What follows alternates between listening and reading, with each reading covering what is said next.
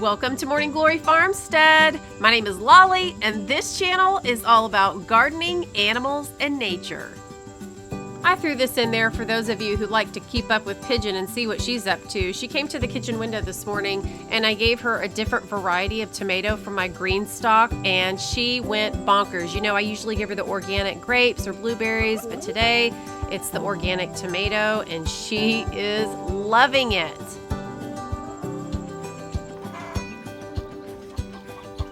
Today's video is about these girls and boys and fixing them the proper dust bath with some shade to protect them from this extreme heat. Not only do they deserve this, but they need this to be happy and healthy chickens and roosters.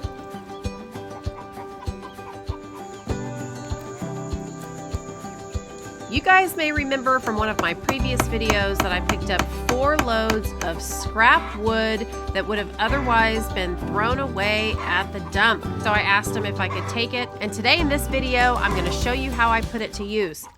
I did a little research and I recently came across some hardware that's going to allow me to build a shelter over a dust bath without having to dig holes in the ground or using large wooden beams and cement and things like that. This is going to be something much easier that I can do, and it should last just as long. So I'm going to be using all recycled wood. I've got some 6-foot T-posts and these brackets that I found that help with fencing. Now, you guys remember these chicks are only about 5 weeks old. It was pretty early when I put them out at the age of 4 weeks. They can't control their body temperature, so I really have to do my best to help them. So you can see the ground is really wet. I let the water run all underneath the coop in the shade so that they can wet their feet. You guys, when chickens are hot, it's a great idea to have water for them to stand in and to wet the ground, okay? They don't sweat like we do, and they can't get rid of their body heat very easily unless their feet are wet. So of course you want to hydrate them, give them lots of treats like watermelon and things like that. But they definitely need shade, they need cool dust baths and things like that. Taking a dust bath is an extremely social event with chickens, and they instinctively want to do it from the time they're very young. And these guys have been trying to create some dust baths to the best of their ability with their tiny little feet, but it's time to move on to the next stage of this new area and give them a dust bath where they can hang out and get out of the sun as well. Right now I've just been rigging some things to protect them from the sun, but they need a more permanent structure. So I'm going to take all of that wood that I got for free, and I'm going to start building them some things. And so today I'm going to make a dust bath, and then I'm going to build 3 sides around it to offer some shade. Now, the wood that I'm going to be using is flawed, and this will impact the exactness of the measurements. There's a lot of imperfections in this wood. They're not all exactly the same length, and so the structure that I build is really just for the bantam chickens that are going to stay in this area, so it doesn't have to be huge, and the way I build it is going to depend on what I find in the wood piles. So I'm going to put my T-posts in, I'm going to put the brackets up on the T-posts, and then I'm going to go to my wood pile and start looking at what I think my options are. Now, for some of you guys, this may not be a good game plan because you like great attention to detail with stuff like this, but I'm just trying to use what's free and use what I have and get it done because it's been over 100 degrees, or the real feel has been over 100 degrees for weeks, and these guys are hot, and so I need to get this done ASAP. You guys may have seen this lid to a large dog house before. My dogs never use this. I got it one time thinking they'd use it outside just for fun to kind of go in and out of. None of them ever went in it. So I took it apart and I used it for the chickens for some shade.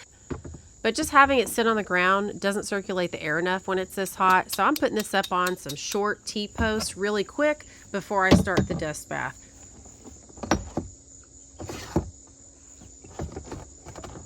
Honestly, this looks like some kind of farm animal with 4 legs. I may have to give this thing a name.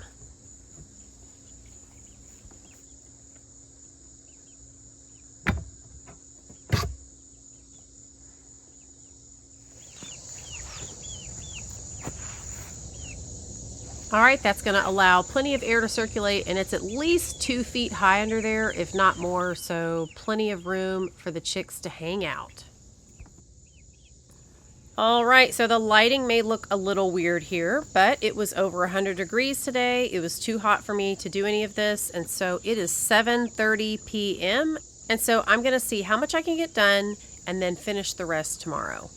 And I think I'm gonna cut these zip ties really quick. Those have been driving me crazy, seeing them sticking out everywhere every time I come outside. They won't be invisible when I cut them, but it'll sure look a lot better.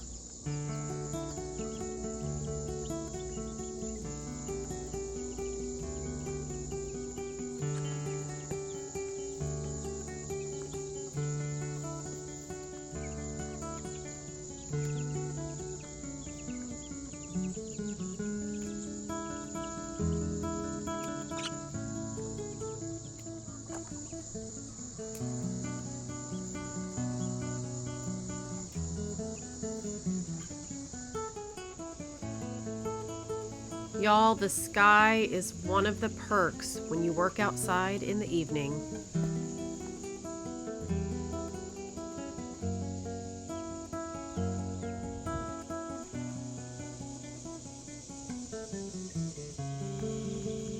These are some small spacers that came put together already with this green plastic around it, and so I'm going to stack these on top of one another and use these for the dust bath.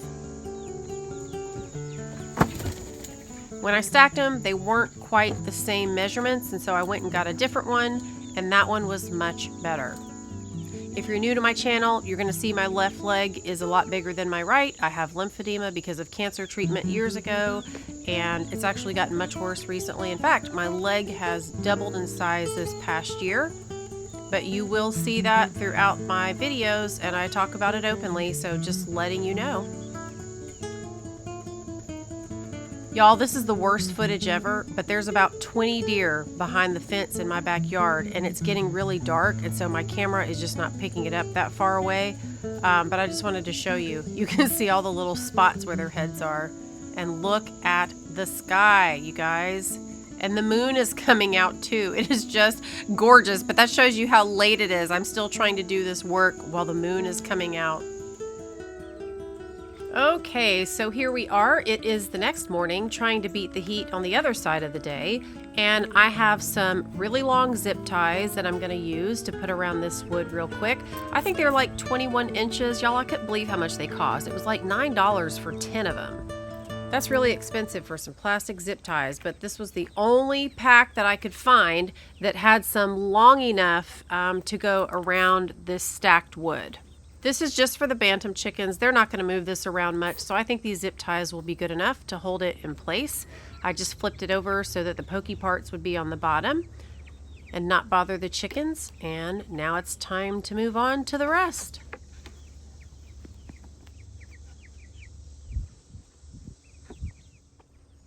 There's still food in their food container, but they need to be fed again. It needs to be filled up. I figured I would just show you this. I could have cut it out, but I wanted you to see how they act when you fill the food. They act like they haven't eaten in a week.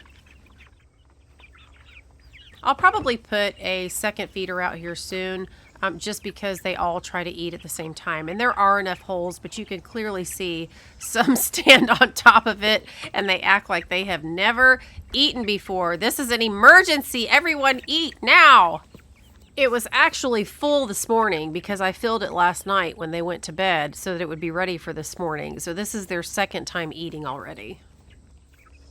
And a quick dumping out of the water that they get dirty every day. They have 2 of these, and they stand in them and they drink out of them. So I just clean it out, scrub it a little bit, and fill it back up. And then I put it on a piece of wood so that it will stay level, because this whole area is on an incline, and so some of the water would just spill out if I wasn't to place a piece of wood under it.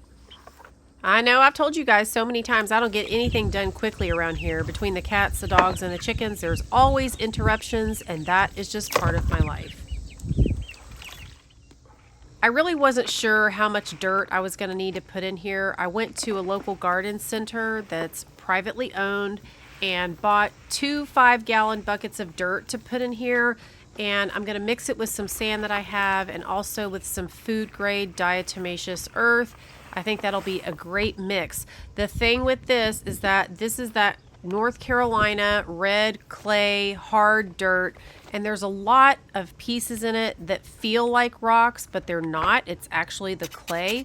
So what I'm going to try to do is break it up a little bit. Now over time, these chicks are definitely going to break it up, but I want them to be able to have some dirt to begin with as well. I mean, that's the whole point of doing this.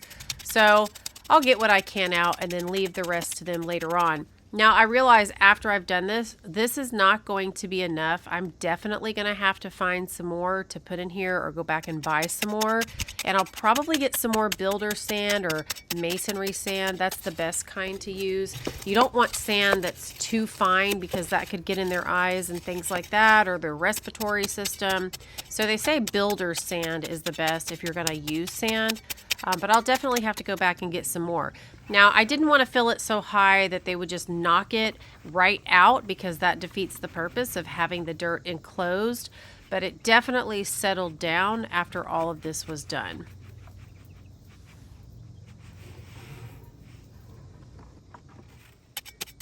Y'all, these chickens are not going to care about the imperfections with this. They have been trying to dig holes and dust bathe with hardly anything, with just a few pieces of dirt. So they are going to be ecstatic when this is done, and especially when they can get in it and get out of the shade. This cool sand is so good for them. This is how they get rid of mites and ticks and just all sorts of pests that like to attack chickens. Prevention and being proactive is one of the best things that you can do to keep your chickens healthy and happy. Every time I would take a break, the little chicks would run over out of curiosity and were so excited just to check it out already.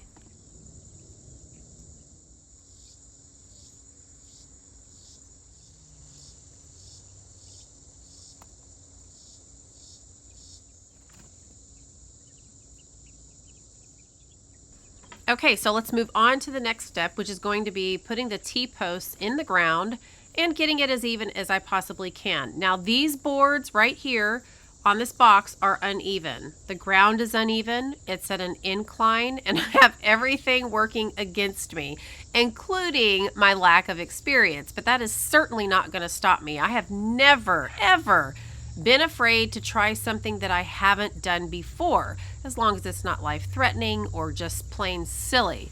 But just not having the right set of skills or being unsure about something is not going to keep me from doing something. So I'm going to do my best, and again, it's just for the chickens, and I am sure they will appreciate it, even if it comes out a little wonky.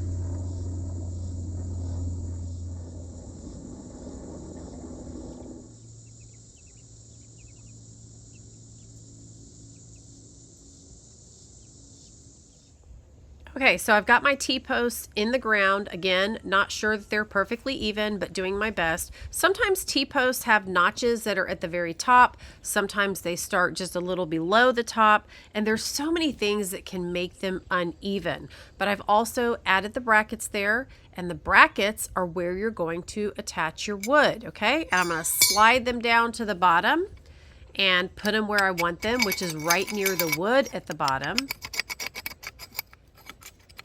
And sometimes you kind of have to maneuver them a little bit. It's not a big deal at all. That's the way they're set up because you want it to stay lodged wherever you want it. If it was too loose, that wouldn't work. So I'll straighten that up and put my wood in it. All right, here's the next one. That was like Plinko on Price is Right. That's what it sounded like when it went down. You guys remember that show?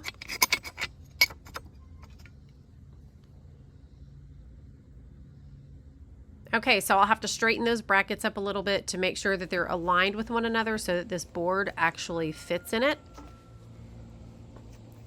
And so you just kind of put it in there, scoot it down into the bracket, and you can actually bend these brackets a little bit with your hands if you need to. Now, I'm not that strong. I can bend them a little bit, but the guy who sells these shows in his videos how you can just bend it with your hand to make it a little firmer or sturdier, or get it right in that sweet spot.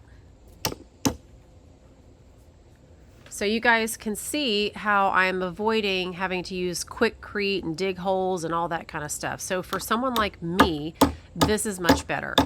Now I'm just kind of hammering the bracket into place a little bit, and then I'm going to put some nails through it so that it doesn't come apart.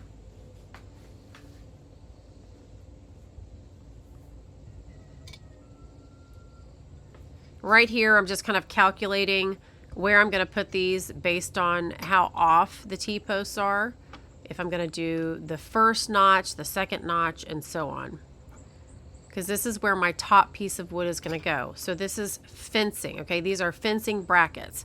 So you put a piece of wood at the top, you put a piece of wood at the bottom, and then you nail your boards or whatever it is to those two pieces of wood.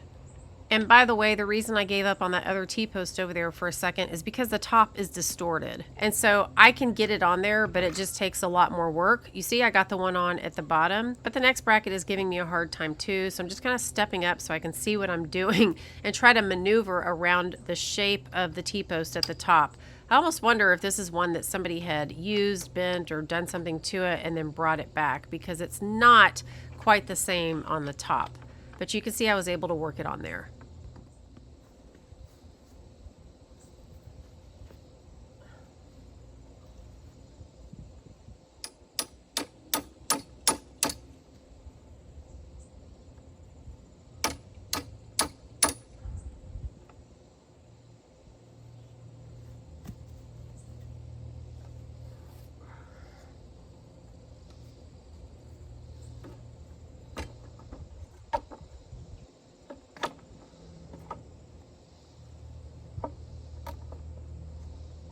So it may feel for just a second like the wood is not going to fit inside the bracket. Just push on it a little harder. It usually will.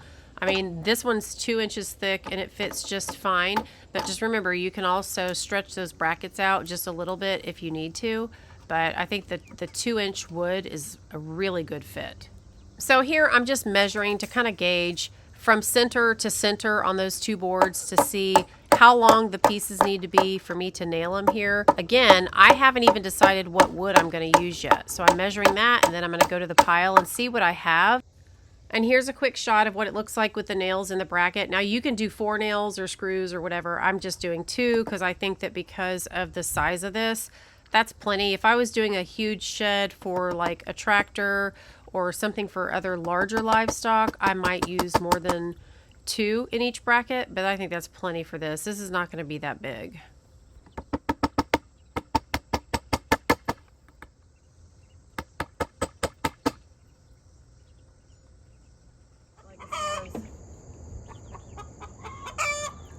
Okay, so Pops came over to help. I have been hammering these on the top and then the bottom, and what's helpful about having him here is that he can kind of pull on these towards his side so that we get them as close together as possible, because although it's really not going to be watertight or anything like that, I do want to get them as close together as possible. Remember, these boards are imperfect, they're warped, and I'm just using what I have. I decided to go with these spacers because I have plenty of them.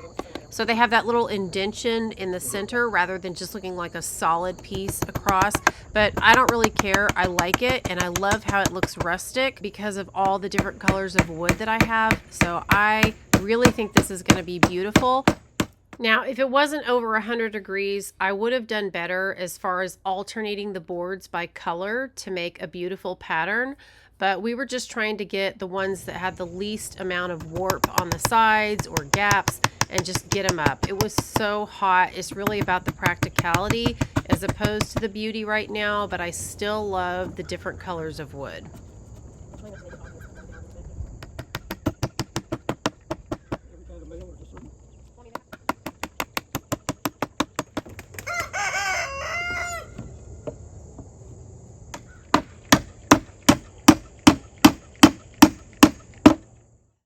All right, I love it. It's totally imperfect, just like every one of us, and it still can do its job. I'm really pleased. This is going to offer some great shade, and it'll offer some relief from rain and things like that, or wind. It's just not totally waterproof yet, but if I have to winterize something or change things up a little bit later, I will. Right now, I have a lot of things that I need to build, and so just getting them up and then fine-tuning them later is going to be the game plan. And regardless of how it looks, these pieces of wood are really sturdy. And let's not forget, free. So Dad and I decided to get smart and got a framing nail gun and decided to use that so that we could knock out these last 2 sides really quick. I think it's jammed. I'm gonna try one more time down there, but I think it's jammed. Yep. Okay, so it wasn't jammed. It just stopped working. The safety switch was off, the battery was charged, there were no nail jams, so we have no idea what happened. At that point, I gave up with the camera and decided we would just get it done, and I'd show you after the fact, because y'all, it was really hot, and honestly, I don't have a way to put my camera outside without giving it enough shade in this area and still get the angles that I need. So took a break for a while, and I had actually spent 2 hours troubleshooting, trying to make sure that I wasn't missing something, watching videos, whatever, about the nail gun, and it just didn't happen. So we just went ahead and finished nailing it. But overall, I am so pleased with how this looks and the functionality of it. So here, I'm just checking out to see how uneven it is. I know that it's uneven. I can tell by looking. We're just thinking about hammering down the T-post just a hair to get one side down a little bit. But like I said, it was really hard to do this when the ground is completely uneven. I'm not a carpenter. I don't know how to account for everything. I just kind of go by what I see. And none of these pieces of wood are exactly identical. Oh, you can see Dad let the herd of dogs out. Everybody's going crazy. They won't last long out here, y'all. It's over 100 degrees, but we're letting them just get a little bit of energy out. Even when it's really hot or really cold, I try to let them outside to get some, I was going to say fresh air, but y'all, you could cut it with a knife these days. It sure doesn't feel fresh, but I still feel like it's important for them to get outside and just run around, even if it's 5 minutes. So now we're putting the roof on. Again, none of this is even. So what I'm going to do is I'm going to run these long boards across. We're on a downhill slope, which is what I wanted. I put the T-posts higher up and the brackets higher up in the front so that hopefully water will run down the back. I mean, that's the goal. It's not sealed tight yet. I may do some kind of sealant or something between the boards later on. But right now, just trying to get it up, get them some shade. And like I said, I'll fine tune it later. So I'm going to run these boards across the top, and then on the outside between the T-posts, I'm going to actually have to have Dad cut a couple pieces that are shorter, one for the right and one for the left, and just fill in that gap a little bit. I'm not going to worry about taking those back right now. I'm going to go get some more. Y'all, I cannot tell you how grateful I am to have Pops here to help with this stuff, because even though I can hammer a nail into some wood, it's really hot. This is really bad for my lymphedema. Like I said at the beginning of the video, it's gotten a lot worse recently, and especially because of the heat this summer, I've noticed a huge change in the size of my leg. But he comes and does a lot of the walking and getting the boards for me and carrying things. And so even though it looks like I'm doing a lot of the work, Pops is totally behind the scenes helping with so many things and lifting things. And remember, y'all, he's going to be 85 in December, so I'm just so grateful that he is in shape and able to do so much to help.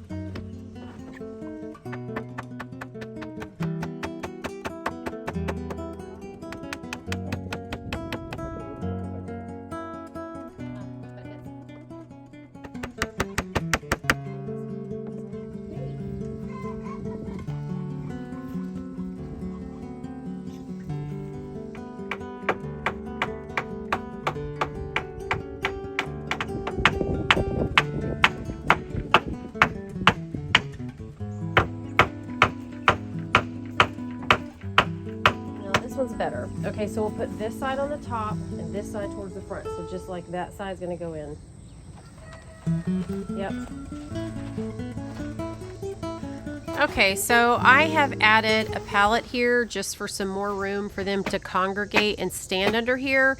and to get off of the ground in case it's raining really hard or this ground gets muddy later on when there's no grass. Sometimes it's really important, especially when it gets cold, for chickens' feet to be dry, and especially in the winter. And if you have chickens that have feathered feet, it's even more important. So I'm going to have plenty of places around here for them to get off of the ground. So it may not look as stylish as we would like, and it didn't fit exactly the way we wanted, but out of the pallets that we got for free, this is the one that fit most of the area. So that's what it is. And I'm really pleased. I'm going to have some things, like I said, that I'm going to do later on to make it a little nicer, but for now it's totally functional and they love it. And I'm going to get some more dirt. You can see how much that has settled down in there. But hey, it's better than none, which is what they had a few hours ago. So really pleased about this. Okay, by the way, I keep meaning to tell y'all this. I don't have silkies. Okay, remember I bought 4 bantam chickens, but the rest I hatched. Well, the 4 that I bought said there were 2 silkies because they had the feathered feet, but they are not silkies. I looked at him and I was like, you do not have fluffy hair. You don't have the fluffy feathers like my silky. And I picked him up. Sure enough, they have 4 toes, not 5. So much for that. Silky is still the one and only. I have 1 silky. Those are 2 of the bantams right there. And y'all, I think they're both roosters. The black and white barred rock bantam has been acting like a rooster, and I'm pretty sure that the feathered-footed rooster was trying to crow this morning. Y'all, I walked outside about 5 minutes after I let all of the chickens out. I heard the most awful sound. I thought one of my chickens was dying somewhere. I'm running around looking to see if I can find an injured chicken somewhere, and heard the sound 2 more times and looked over, and I missed who it was. But the bantam with the feathered feet was standing on top of the coop ladder, and I think that he was trying to crow. I cannot believe it, y'all. They're 5 weeks old. My other roosters in the past never crowed till about 2.5, 3 months, I guess. 5 weeks old, and the worst sound you've ever heard in your life. I thought somebody was dying. My goodness. So now tomorrow, I'm going to pay special attention to see if I can figure out who the culprit is. And honestly, I think I have more roosters than I have hens in this crew. All that work I did to hatch more hens, and I think I got a bunch of roosters, but I think when I make a new chicken area, it's going to be just for the roos. Y'all, I still cannot believe how unique the markings are on these chickens. I can't wait to see what they look like when they're fully grown. Alright guys, I hope this gave you some ideas if you have chickens. If you don't have chickens, I hope you just enjoyed watching it. But you guys, those brackets were amazing. It allows you to do things that you wouldn't otherwise be able to do. So you might want to look into that. I'm going to put the link in my description box in case anybody is interested. I'll see you real soon in the next video. And until then, y'all have a great couple of days. Bye-bye.